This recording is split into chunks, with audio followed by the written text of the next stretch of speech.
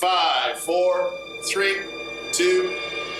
Coming like from another country, you see everything beautiful that is going on here, but then you have a kid and you realize that you don't have any village. She's like, call me when you need me. I was like, I need you at 4 a.m. I need you when I have 2 screaming newborn babies and I don't know what to do. I didn't realize how solo this would feel because it really feels like me running uphill every day. When she experienced her first success with an IVF transfer, I asked for some space to step away from the friendship.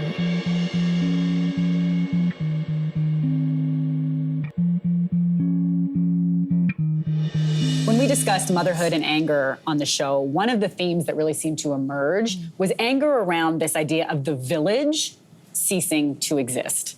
So, Victoria, you came to Canada from Venezuela in your 20s. Did that have an impact on the village that was accessible to you? Oh, definitely. Coming like from another country, you get here, you see everything beautiful that is going on here, but then you have a kid and you realize that you don't have any village. I mean, you don't have family here, you don't have anybody that can help you out with things that are going on. I don't see like a lot of support from the community, from the society towards mothers or motherhood in general. Kristy, your first was born during COVID. Yes. Did that rob you of the ability to have any sort of village? Absolutely.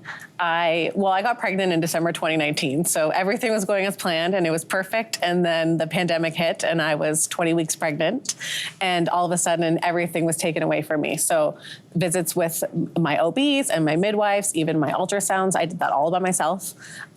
Even after giving birth, I was robbed of that, like, we'll call it the Instagrammable moment of your friends coming and seeing your baby and having that hospital visit. In hindsight now, it was nice and we found the joy in just being the two of us. But those are things that I always thought were gonna be part of my birth story and my baby coming into the world. But I was robbed of that. I was robbed of people coming to be able to see them. I didn't have a village because my village had to be 6 feet apart from me. My mom was a frontline worker at the time. My dad worked in the front line too. And it was sort of like, they missed all those newborn moments with my baby. My baby only saw people behind a mask and all those things, even to the point of just being able to go to a Starbucks and sit with another mom. You couldn't do that. An isolating experience was already becoming even more isolating. And you don't get a do-over? No. You don't get those moments back? No, you don't get to go back and, well, I mean, to have another baby and go back and do it again, yes, but... Not with that baby? No, not the first. Sharla, you suffered a pregnancy loss at 23 weeks. Yeah. How did your village show up for you in the aftermath of that? In an incredible way, actually. They showed up with food and flowers, and they expressed their condolences much like a death in the family. So that happened for about a week. I remember a friend who left at my doorstep bagels, chopped fruit, which is my love language, cream cheese, and a heartfelt message. And she didn't ring the doorbell. She just wanted to let us know that she loved and cared for us and wanted to respect our privacy. And then it dwindled a little bit and I found myself really hit by the grief. Yep. And I spent a lot of time in an empty room that was meant to be my baby's nursery and just sobbed and soaked up sun and journaled and lit up lots of incense. And I had a therapist, but they couldn't handle the type of crisis that I was going through. I had family at the ready, but I just felt like I needed to process the grief in my own way. I actually learned somewhere that as a child, if you're made to suppress or experience big feelings in isolation, like go to your room or stop crying, that's how you default as a grown-up. And I think that's what happened in that moment, that I didn't know how to receive all of the love and care that my village wanted to offer me. You ended up getting pregnant again. Yes, I did. The delivery went smoothly. You brought baby home. Yeah. And your mom was around and wanted to help. She did. How did that play out? So at the beginning, in the early days, I didn't want to adhere to cultural customs that had my mom around.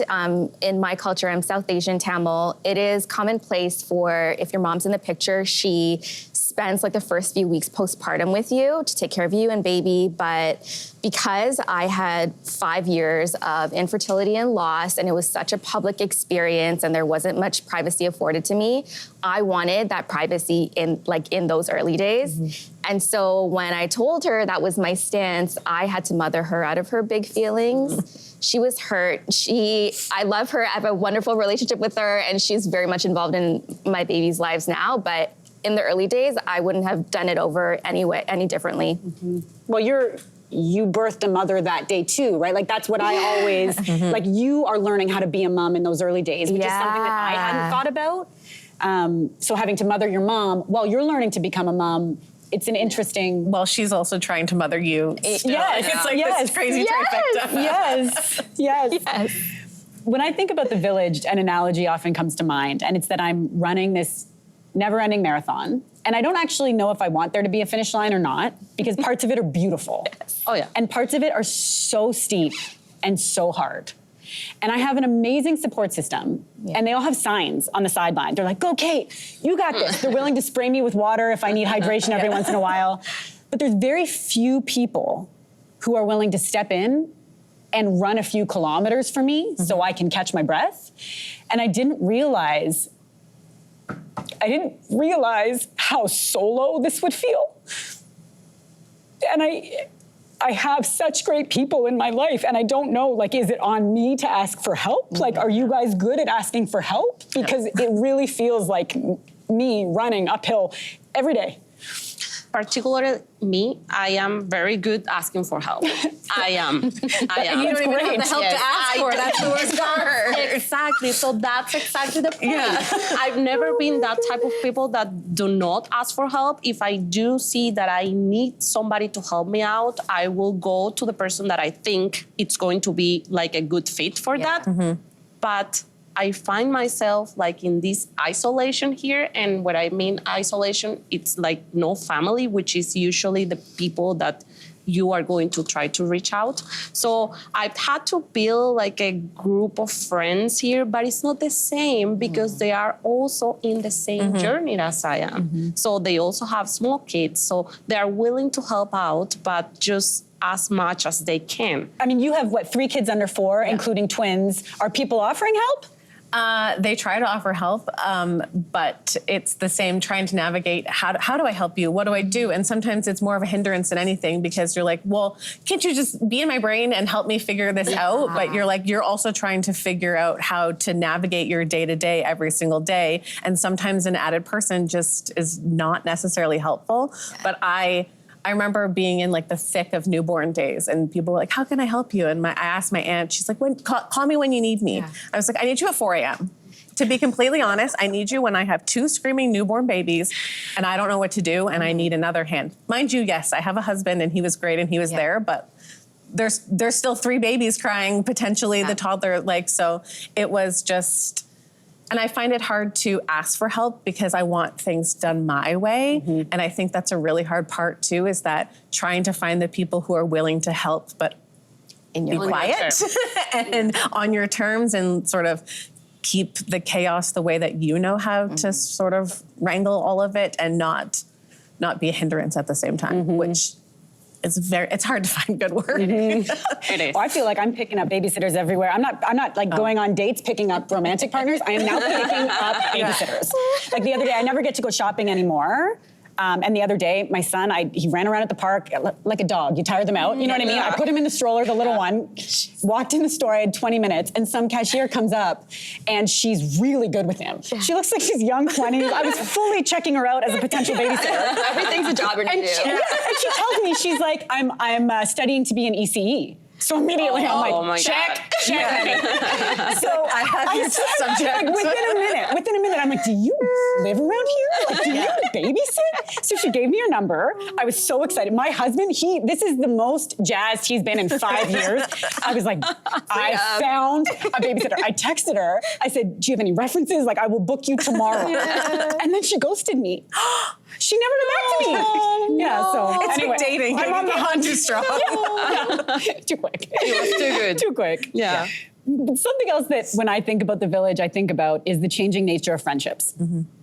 And I've been stunned by how my friendships have changed. I was so close with some women before having kids, and those relationships, some of them have really fizzled. Yeah. And it's not a blame thing. I wonder if it's because some of them have kids, I don't have kids and I do, if it's that I have no time to invest in friendships. And then I've also made beautiful friendships with women I never, ever expected to. Yeah.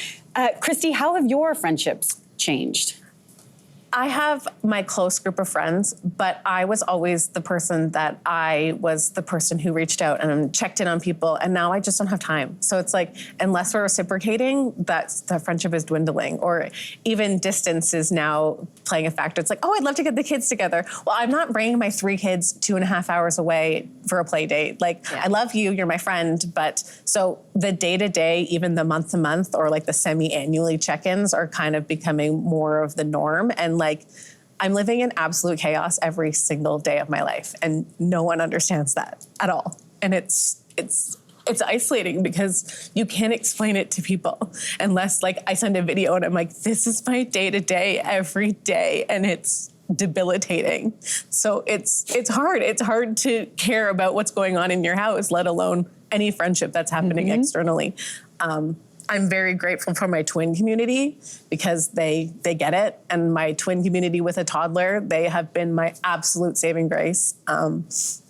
Talking to like-minded people or just venting about the day-to-days of those things is the only thing that I have my energy to put towards because I'm swimming upstream. But didn't you say, you've told me once before, and I love this, that you have one friend who checks in very specifically with you? Yeah. What does she do? So she is my lifelong best friend, and she doesn't have children. So she is the person who has the time, and she only reaches out to me. She'll be like, how are you? And I always respond, we are great. She goes, no, I'm not asking about everybody. She goes, I love your kids. How are you? Because she's been with me through the trials and tribulations of every point of my life. She knows me to my core. So she's my cheerleader. She's the person that's keeping me in check, and she's the one who cares about me first. Whereas like everyone else, how are my babies? How is this? How are you? No one's like, how are you? Yeah. How are you doing? And she's the only person that very much holds my feelings like in high regard, which is wonderful. It's amazing. And unfortunately, she lives overseas, but she still checks in on me. So That's a good friend. yes, I'm very lucky. That's a good friend. And a friend of mine at work said to me one time, because I think there's this assumption that if you have kids and I have kids and we live nearby, we're just going to be friends. No. And it's like, well, wait, I might not like you. You might not like me. You know what I mean? So she told me, she said it's the triangle theory. And I've remembered this. She goes, you just got to find one friend who lives nearby you, has kids about the same age, and you genuinely like.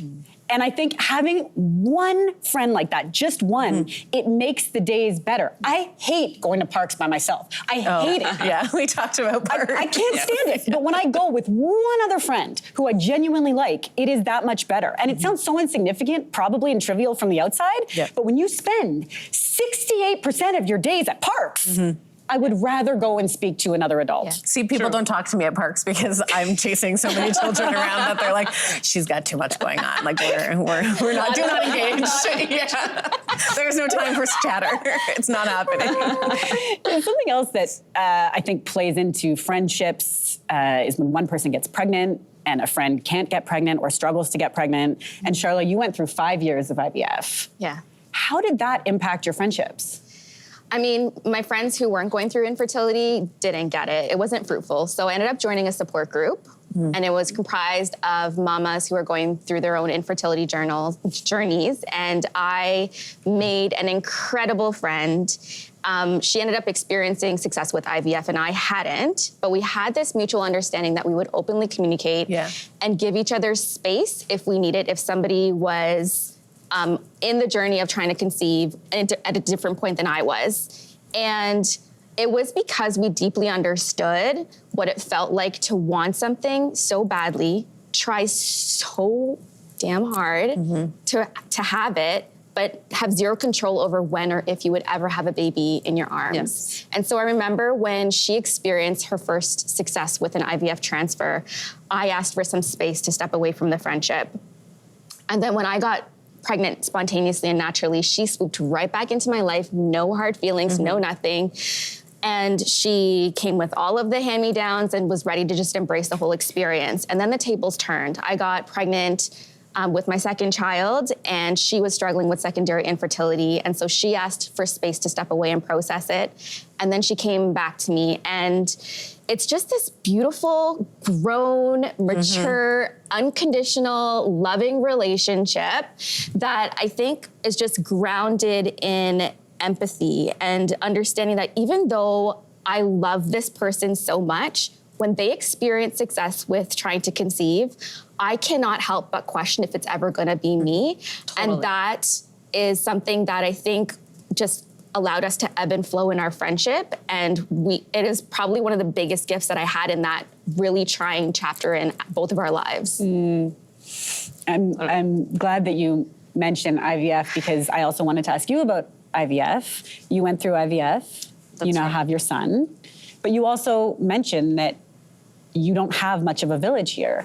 Does that lack of a village impact the way you think about possibly having a second? 100%.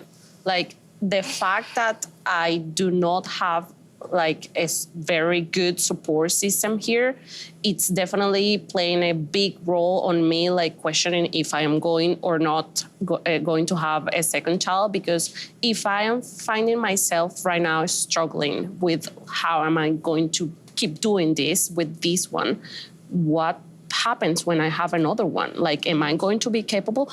I'm pretty sure that I am going to be capable because we all are capable of doing it. But do I want that for me and for my life and for my life with my husband and for my life here? I am not sure. I'm definitely not sure if I'm going to be doing that. And that's definitely the first thing that I think about when I'm thinking about having another baby. When I think about the village, one of the beautiful things that has emerged for me is that women have stepped up in incredible ways. And I'm wondering if any of you have experienced just moments where women have seen the struggle and have helped you out. Absolutely. Yeah. I was in my third trimester, baby number 2. It was a hot, hot summer, and I had a toddler to take care of. And my partner was in a heightened state of anxiety with this like impending new situation of having 2 babies under 2. He was emotionally withdrawn and coped by like burying himself in work. And I don't fault him because we all process these huge life transitions differently. But my friend knew about this, and she would have us over at her place, just myself and my toddler, a couple times a week. And she did this for weeks. She would feed us. Her partner, who we call the toddler whisperer, would play with the kids so that her and I could have uninterrupted time to just connect and just talk about the struggle. Then she would bathe my toddler. She would put her in her PJs and send us home in time for bedtime. Wow. And she did this for weeks. And I don't know what I did to deserve it, but it's one of the most selfless acts of love that I've received. And she did this as like a working mama herself. She would do this after long days of work because she knew that that was something she wanted to do for me to get us through this really rough patch. That's an angel right there. Yeah. That's an angel. Amazing. Earthside angel. What about you, Kristy? I don't necessarily think it's a mom-to-mom sort of thing, but one thing that I think stuck out the most in my entire pregnancy and really put in like having twins into perspective, after my last OB appointment, it was a Wednesday, I was being induced on the Friday, and I took myself out to Sunset Grill and I had a breakfast by myself and I sat in silence. And a woman across from me, obviously I was ginormous, and this woman was like, you're very pregnant. And I was like, I'm actually giving birth tomorrow and I'm having twins. And she was like, that's amazing. That's so beautiful. And then I was like, and I have a toddler at home, with like always is the icing on the cake when people are like, oh my God, twins. this woman actually ended up paying for my breakfast. And she was like, enjoy every moment. I was never able to have children. And that has stuck with me for life, because I'm like, every single time that I'm overwhelmed and upset, there's always an opposite problem. And like, there's always people who they would die to be in my situation. And I can't take that for granted. I can't take this beautiful family that I have for granted, because I don't want to be this sad woman who was just wanting to have children and just paying it forward for this sad, lonely, pregnant woman sitting, just enjoying her literal last meal by herself. But yeah, I'll never forget it. And she was just so wonderful, and it lasted. That's powerful. Yeah. That's so great. I think there's no better place to end.